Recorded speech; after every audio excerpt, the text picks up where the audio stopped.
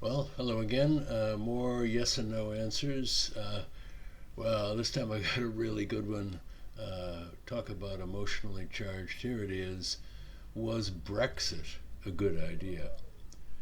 This is an amazingly emotionally charged subject here in the UK. People who are on either side of this question often have difficulty talking about it to people on the other side. It's a subject which you're well advised not to bring up at a dinner party, unless, of course, you are quite sure that everyone at the table is more or less on your side of the argument. Phew, what a situation. Okay, let's look at the arguments. Well, let's start with the negative arguments, those who are favorably disposed to the European Union and therefore think that Brexit was a bad idea. Well, I guess you have to look at the whole progress of Europe since the Second World War. It's been amazingly prosperous, peaceful. Quality of life has improved dramatically. Lest we forget, Europe is a part of the world for the last 1,000 years, by most measures, has been the most warlike place on earth. So the accomplishment that has been, in some people's view, partly attributed to the efforts of the EU and its predecessor organizations, is commendable, impressive, and they wish devoutly to be continued. A second reason for thinking it was a good idea is to look at some of the regulations that have been instituted in member countries. For example, most nurses before fairly recently will tell you that they have back problems from lifting obese people out of their beds to bathe them, to get them to the loo, and so forth.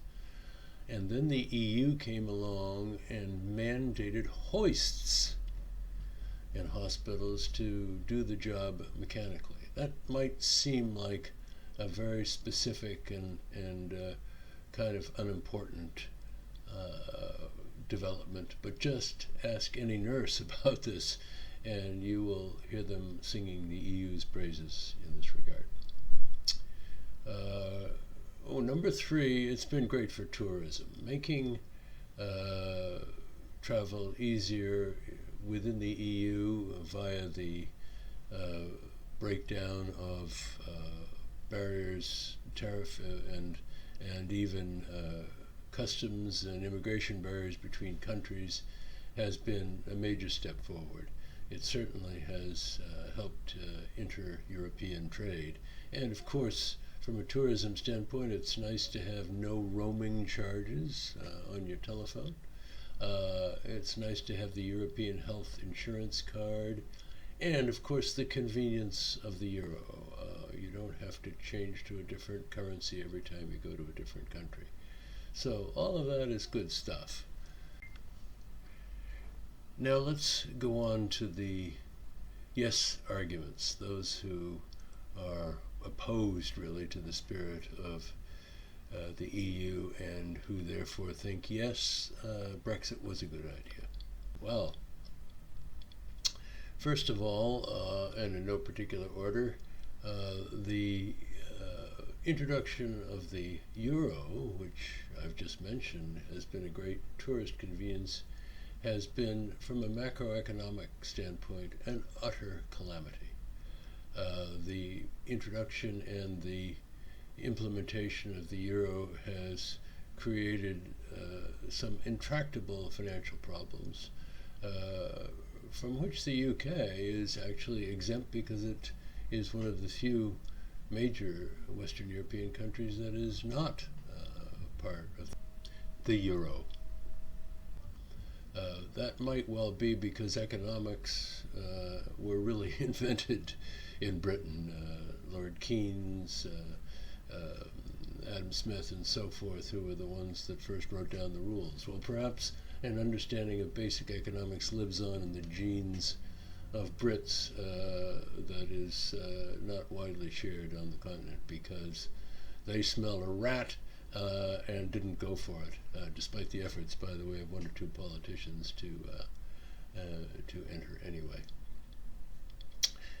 The situation, of course, in Europe now is that the many of the Mediterranean countries who have had to continue to borrow money to fund their debts and deficits because of lower productivity than in the north will bedevil the richer northern European countries, Germany in particular, forever, until the EU is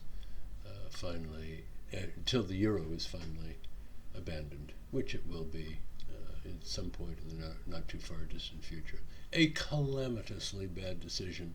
What kind of financial managers did we have working for us that came up with this?